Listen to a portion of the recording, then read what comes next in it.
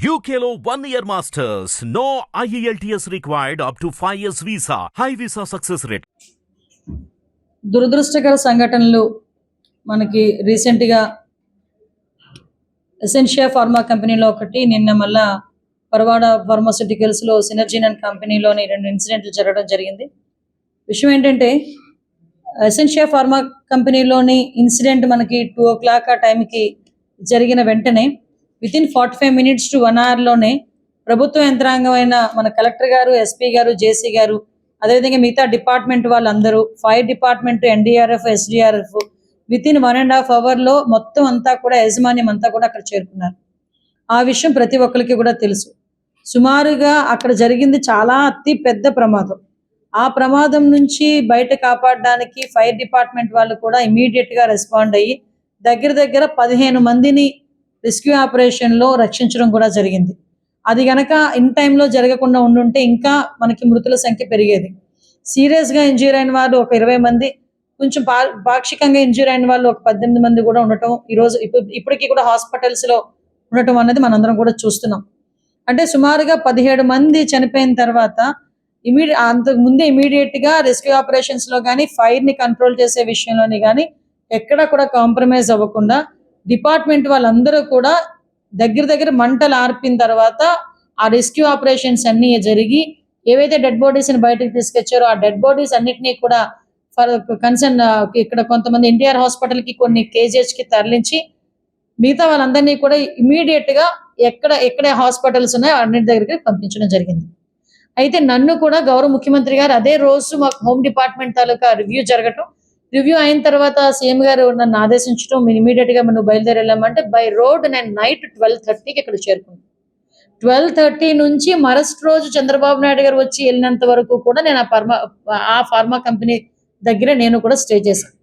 అంటే సుమారుగా అక్కడ ఎటువంటి ఇబ్బంది కలగకూడదు, ఫర్దర్గా ఎటువంటి సంఘటనలు జరగకూడదు. అక్కడ జరిగిన వాటికి వాళ్ళకి సహాయ చర్యలో పాల్గొనాలి. నెక్స్ట్ డే సీఎం గారు వస్తానన్నారు.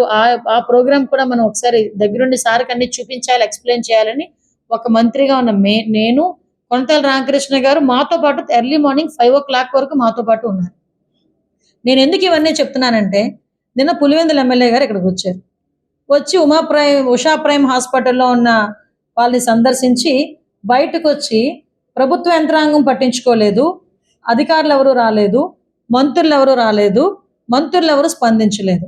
అంటే ఈయన సాక్షి టీవీ కాకుండా మిగతా ఛానల్స్ కూడా చూస్తే అసలు ఎవరు వచ్చారు అక్కడికి, ఎవరు స్పందించారు, ఎందుకు ఇమీడియట్గా ఏ సహాయ చర్యలు తీసుకున్నారన్న సంగతి తెలియకుండా ఏదో మైకులు పెట్టారు కదా, నాకు ఏదో సవాల్ మీద పేరలు వెళ్ళుకునే టైంకి వచ్చింది కదా, నేను వచ్చి మాట్లాడతాను అనుకుంటే కనుక అవ్వదు కదా. ఈరోజు మేమందరం అంత సిచ్యువేషన్స్లోని కూడా ఫైర్ డిపార్ట్మెంట్ వాళ్ళు లాంటి వాళ్ళు కూడా వచ్చి 15 మందిని కాపాడటం, ఎన్డీఆర్ఎఫ్, ఎస్డీఆర్ఎఫ్ వాళ్ళని కూడా క్లియర్ చేయటం, ఎక్కడ ఎటువంటి ఇబ్బంది లేకుండా కనీసం పబ్లిక్ ఏదైనా మళ్ళా కోపాలకి గురి కాకుండా వాళ్ళని కన్విన్స్ చేసుకొని ఇన్ని మేమందరం కూడా చేసి, అది కూడా ఏంటి, యాజమాన్యం స్పందించలేదు. యాజమాన్యం సంబంధించి ఎవరు కూడా మా దగ్గరికి రాలేదు. అయినా కూడా ఇమీడియట్గా గవర్నమెంట్ అంతమంది చనిపోయిన వాళ్ళు ఉన్నారని గవర్నమెంట్ గబగబా స్పందించి అన్నీ చేసి, చంద్రబాబు నాయుడు గారు కూడా ఆ కుటుంబాలకి ₹1 కోటి కాంపన్సేషన్ కూడా అనౌన్స్ చేసి ఇమీడియట్గా ఎవరికైతే తీవ్రంగా గాయపడిన వాళ్ళకి 50 లక్షలు, అదేవిధంగా పాక్షికంగా గాయపడిన వాళ్ళకి 25 లక్షలు కూడా అనౌన్స్ చేయడం జరిగింది. అదే కాకుండా చంద్రబాబు నాయుడు గారు గౌరవ సీఎం గారు ఓ పక్క నుంచి మన డిప్యూటీ సీఎం పవన్ కళ్యాణ్ గారు ఎవ్రీ టైం మానిటర్ చేస్తూ, అర్ధరాత్రి వరకు మానిటర్ చేస్తూ, నెక్స్ట్ డే మార్నింగ్ అంత వర్షంలోని కూడా ముందు మెడికవర్ హాస్పిటల్కి, కేజీహెచ్కి వెళ్ళి వాళ్ళని పరామర్శించి మళ్ళా సీన్లోకి వచ్చారు. ఎక్కడైతే బ్లాస్ట్ జరిగిందో ఆ బ్లాస్ట్ జరిగిన ప్లేస్కి చంద్రబాబు నాయుడు గారు గౌరవ సీఎం గారు వచ్చారు. అక్కడికి వచ్చి మొత్తం అంతా పరిశీలించి అక్కడ ఉన్న అఫీషియల్స్ అందరితో కూడా రివ్యూ ఏర్పాటు చేసి, తర్వాత పబ్లిక్ అడ్రస్ చేసి, ప్రెస్కి అడ్రస్ చేసి, తర్వాత అక్కడ నుంచి ఆయన బయటికి వెళ్ళేటప్పుడు కూడా ఇమీడియట్గా కాంపన్సేషన్స్ అందరికీ అందాలి అని చెప్పి ఆదేశాలు జారీ చేసి పంపించడం జరిగింది. 24 గంటలు గడవక ముందే, ఆయన అనౌన్స్ చేసిన 24 గంటలు గడవక ముందే ₹1 కోటి పరిహారము ప్రతి ఒక్క మృతుని కుటుంబానికి కూడా వెళ్ళింది.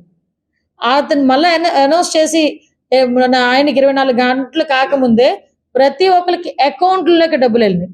మేము చెక్కులు తీసుకెళ్ళి ఇవ్వడం కాదండి, 50 లక్షల రూపాయలు, తీవ్రంగా గాయపడిన వాళ్ళు 20 మందికి 50 లక్షల రూపాయలు, అదేవిధంగా పాక్షికంగా గాయపడిన వాళ్ళకి 18 మందికి 25 లక్షల రూపాయల చొప్పున ప్రతి ఒక్కరికి కూడా ఆర్టీజీఎస్ చేసి వాళ్ళకి ఆ కన్ఫర్మేషన్ పత్రాలు కూడా మేము ఇవ్వడం జరిగింది.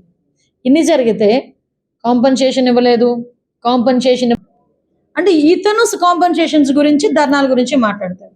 తర్వాత ఏమైంది, ఎల్జీ పాలిమర్స్ కి సంబంధించి వాళ్ళ ఇన్సూరెన్స్ అమౌంట్ 150 కోట్లు. ఆ 150 కోట్లు ఎక్కడికి వెళ్ళినాయో, ఎవరి జేబుల్లోకి వెళ్ళినాయో ఎవరికి మనకే తెలియాలి. ఇంకొకటి, ఇమీడియట్ గా సూపర్ స్పెషాలిటీ హాస్పిటల్ అక్కడ కట్టేస్తానని చెప్పి ఒక పాడుపడిపోయిన ఒక స్కూల్ బిల్డింగ్ తీసుకొని, నాకు ప్రింట్ ఇక్కడ రాలేదు, లేకపోతే మీకు ప్రింట్ కూడా ఇచ్చేదాన్ని, స్కూల్ బిల్డింగ్ కూడా తీసుకొని దానికి 50 కోట్ల రూపాయలు తీసుకొని 2 నెలల తర్వాత ఆ బోర్డు తిరగేసేసి ఇప్పటికీ కూడా అక్కడ హాస్పిటల్ లేదు, ఏమీ లేదు, ఇంతకు ముందు ఆ స్కూల్లా అని చూపించిన అది అలానే ఉంది. ఇదిగో అది ఏదో కాదు, నేను విత్ ప్రూఫ్ చూపిస్తాను. ఇది school building, old school building తీసుకొచ్చి హాస్పిటల్ కింద కన్వర్ట్ చేస్తున్నామని 2 బోర్డులు పెట్టి సూపర్ స్పెషాలిటీ హాస్పిటల్ అని 50 కోట్ల రూపాయలు, లిటరల్లీ 50 కోట్ల రూపాయలు తీసుకొని ఈ రోజుకి కూడా అక్కడ హాస్పిటల్ లేదు. వీళ్ళు నైతికత గురించి, అదే విధంగా కాంపన్సేషన్స్ గురించి కూడా మాట్లాడతారు. నేను అనుకున్నాను నేను, ఇప్పటికైనా మనోడు ఈ అమ్మఒడి, రైతు భరోసా వీటి గురించి మాట్లాడడం మానేస్తాడేమో అనుకున్నాను. కానీ ఎక్కడ, యాజ్ స్క్రిప్ట్ అన్నమాట. నేను వాళ్ళ స్క్రిప్ట్ రాసే వాళ్ళు కూడా అడుగుతా, కొంచెం స్క్రిప్ట్ మార్చండి ఆయనకి, ఎక్కడికి వచ్చినప్పుడు ఏం మాట్లాడాలో చెప్పండి కొంచెం. చనిపోయిన వాళ్ళ దగ్గరికి వచ్చి నవ్వుతూ మాట్లాడతాడు, వాళ్ళతో సరదాలు చేస్తాడు, అక్కడ కూర్చొని అక్కడ ఒంట్లో బాగోక వాళ్ళు బాధపడుతూ ఉంటే అక్కడ కూర్చొని సరదాలు చేస్తూ ఉంటాడు, నవ్వుతూ ఉంటాడు. పోనీ పక్కన పెట్టండి, అది అయిపోయిన తర్వాత బయటకు వచ్చి నేను ఉండుంటే ఇది వచ్చేది, నేను ఉండుంటే అది వచ్చేది. అరే ఇక్కడ బాధపడి 17 మంది చనిపోయారు, వాళ్ళకి సహాయ చర్యలు ఏంటి, వాళ్ళు నీ తరపు నుంచి నువ్వేమి ఇస్తున్నావు, అవి మానేసుకొని అక్కడికి వచ్చి కూడా అలా రైతులకి ఇంత అందేది, నేనుంటే వీళ్ళకి ఇంత అంది ఉండేది. అన్నిటికన్నా కొసమరిపి ఏంటంటే ధర్నా, ఇవి మీకు ఇవ్వకపోతే ధర్నా చేస్తాను. ధర్నా చేయాలంటే ముందు వెళ్ళి ఢిల్లీలో కూర్చొని ధర్నా చేయి. మీ బాబాయ్ని చంపిన ఇప్పుడు వచ్చి పట్టుకోలేకపోయారు మీ వాళ్ళు, 5 సంవత్సరాలు నువ్వేం చేయలేకపోయావు, వాటి గురించి ధర్నా చేయి. మీ తాలూకు ఎమ్మెల్యేలు, ఎమ్మెల్సీలు ఎన్ని పనులు చేస్తున్నారో చూస్తున్నావు కదా, వాళ్ళ గురించి ధర్నా చేయి. విషయం ఏంటంటే ఇక్కడికి వచ్చి పాప ఇంకొక విషయం, వాళ్ళు మనం బ్లేమ్ చేస్తారు. ఈ రోజు మా హిట్ టీవీ యాప్ ని డౌన్లోడ్ చేసుకోండి. ఇందులో short news, live news, entertainment movies అన్ని అవైలబుల్ గా ఉన్నాయి. Please download hit TV app. Hit TV యాప్ని ఫ్రీగా డౌన్లోడ్ చేసుకోండి.